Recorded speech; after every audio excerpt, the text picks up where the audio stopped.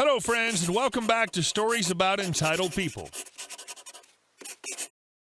In the first story, we'll tell you how abusive behavior with a person of another nationality cost the rude employee his job. But before we begin, don't forget to subscribe to our channel if you're new here and turn on notifications so you don't miss a new video every single day. Here we go. Enjoy unemployment. This story isn't about me, but about my mom when she first came to America with my dad. Backstory. My mom's a native Korean. She speaks English quite well, but being her second language, she does have a slight accent. My dad is American and English is his native language. At the time of this story, they were newlywed, so it was like early 90s. So they were shopping at some store like Walmart or something, and my mom needed to find an item. So she asked a worker in the aisle if he could help her. His response, "Learn to speak English before you talk to me." Well, my dad was within earshot, and boy, oh boy, he was not happy with that comment. My dad then said something along the lines of either you get your manager or I will, and I'm not totally sure what the manager said, but I guess he wasn't too happy about that little comment either. I don't think there were any arguments really. Seems like this guy was really the schoolyard bully type, big and strong until someone stronger comes along. Long story short, that guy lost his job right then and there. And our next story. Bittersweet is the only way I can describe this now. My boyfriend and I were ready for the next step of the relationship, moving in together. After searching for a place that met our requirements, pet-friendly, 2 bedrooms so we can have an office, in town so we're close to work and so forth, we were ready to go. It was an older complex, but well-loved, and the community there was very friendly and open, mostly families or elderly, a few divorcees, but everyone got along fairly well.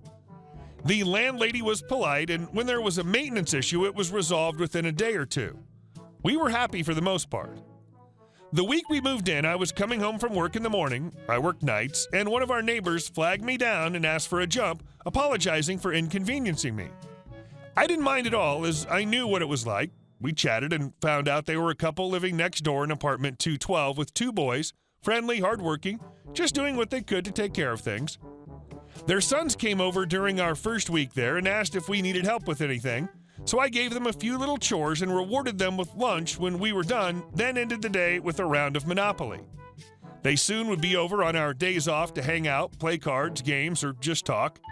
We didn't mind as we had our nephew over twice a week who was their age, and it gave him someone to play with. It was all kosher for the first month. Then, during a visit from the mom, when she was coming to get her boys, she asked if they had eaten. I nodded, saying we were experimenting with ramen recipes that night. She nodded, then confessed that she wasn't getting paid for another 2 days, and they didn't have enough food, so she was scared. They were going to go without and was grateful for what we were doing. So I talked to my boyfriend, we pooled together some money, and I took her grocery shopping. Basic things, rice, beans, bread, peanut butter, oats, stuff that had a long pantry life that could be spiced up with the proper seasonings, which I got as well. I like kids, and coming from a family that believes in taking care of folks, this just seemed like the right thing to do. She was thankful, and we received a thank you in the form of a letter from the boys that even now I still have hanging on my fridge, and a filing cabinet that doesn't work on my patio I turned into a table. It was the thought that counts. We ended up giving them a lot of things from moving in that we didn't need, clothes we didn't wear that were still in good shape, a mattress for one of the boys because they were sharing a bed, a toaster oven that worked fine but neither one of us would use because they were nice to us and we liked them and the kids. It wasn't a loss to us because it saved us a trip to Goodwill. Then around the end of that second month, something happened. I realized I'd gone grocery shopping a little more. I noticed I was cooking for the boys a little more, as well as they were at the house more. I realized that I only ever saw the parents when they needed help with something. I discussed this with my boyfriend, wondering if maybe I was being absurd, but he confirmed that I was right in these observations. We discussed the reasons why it could be. They were having trouble with finding work. They did day labor. They knew their kids were safe when they were with us. The kids were guaranteed food here when things were tight there, which may have been caused by the lack of work. We discussed many options. Then we hit the gray area that we didn't want to acknowledge. There was a risk they may have had some problems and that was affecting them. So, what should we do? This was, after all, just a theory. The boys were fine. We liked having them around. They were well-behaved, helpful, and enjoyed themselves, and we didn't mind cooking a little extra. I would have just had to cut back on the options available when they did show up to eat so we wouldn't go through so much. We had our own financial challenges as I was the only one currently working at this point in time. As for the parents, it was going to be like pulling a Band-Aid off. We were their friend, but no more money lending, no more lending of tools or items that we would need back. We had never gotten anything returned to us that we lent them. The money was only $5 here or $10 there, but it adds up quickly. So the next time the mother called with an issue, needing our help at 3 in the morning when any normal person would be asleep, I just listened to her ramble, saying nothing. I didn't know how to respond. It was bizarre, and finally I had to tell her that I would have to hand the phone to my boyfriend so that he could talk to her because I couldn't understand her. After 10 minutes of watching an ever-changing set of facial expressions, he finally got off the phone with a heavy sigh and looked at me. "What is it?" I asked. He shook his head. She said they were broken down and needed help, and when I asked what car part was acting up, she said they needed a few dollars for gas probably, even though she just put gas in. She was all over the place and I could barely keep up with what she was saying. "What did you say?" "There's nothing we can do." By month 3, things had noticeably shifted. They were still nice and friendly, but their behavior had changed. Every time I came home, they had stories to regale of bizarre and weird things, crack circles, hooded figures roaming the neighborhood, shootings, machete fights. The one and only of these stories that turned out to be true. And more. The frustration at the landlady, who'd been the mom's best friend just a few years prior because she'd given the mom a job as a cleaning lady and the property manager fired her just 2 days later because he was a chauvinistic pig. I just nodded my head and would slip inside as quickly as possible.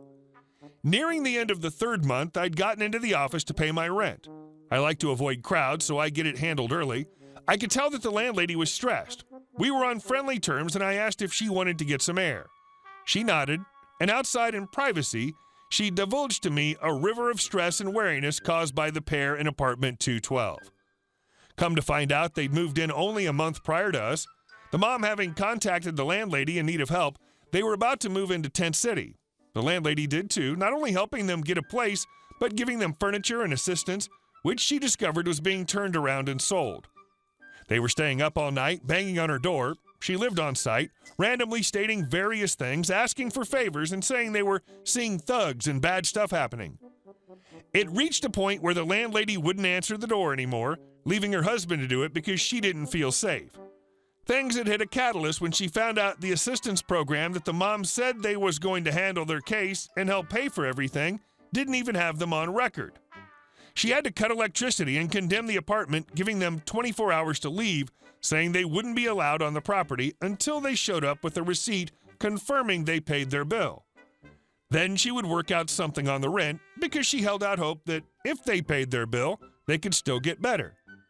That, for the first time in 20 years, she called DHR because she believed the children didn't deserve to be put through the mess that was happening and needed to be taken care of, even if it meant she would be taking them in, that they were breaking into other apartment properties the owner had, sleeping in there. There's so much more, and after an unexpected hour and listening, we hugged, realizing we'd both been dealing with the same beast, just different perspectives. She gave me her number before she went inside, asking me to text her if I saw them on the property because they weren't supposed to be there for any reason. A day hasn't gone by that I haven't seen the vehicle, nor my boyfriend. He sees it when he takes out our dog late at night. I see it when I pull into park, sitting there. I see the outlines of bodies, but I don't look because I know I'll try to get involved. The very thing I was asked not to do. So instead I snap a picture, send it to the landlady, and a few minutes later get a thank you, and I go inside. Then last night, while walking the dog, my boyfriend saw the mother stumbling around in the parking lot. She didn't seem straight, as he put it. I told him to call the landlady and just leave it at that. It wasn't long after that I received another call from him saying that there was a banging on the door and it was incessant. When he looked through the peephole, it was her. He couldn't understand what she was saying, and even with our dog and the apartment locked tight, he was still somewhat scared about the potential chaos. I stayed on the phone with him until someone showed up and he could hear voices outside the door, then fading. I hung up shortly after because I had to get to work, and he promised me he'd be okay and call if anything were to happen. These are two people who use their children to try and get whatever they could from whoever they could to turn around and sell to support their habit. We were lucky because we were able to see the signs, and even though we were directly involved, minimize the burns, but they'll still be there. I'll never stop worrying about what happened to the boys. I'll never understand how two people could wreak so much chaos in just one community that otherwise is friendly, caring, and supportive. I'll always watch a Cadillac drive by and wonder if it's them, if they're still living out of it, or if they've moved on. While they never outright were terrible, there was just enough damage, just enough trouble, just enough attempted manipulation that will forever be in the back of my mind and make me question others just a little bit more. I'm glad I finally got this out. Hey guys, thank you all for watching the video. I'll see you in the next one.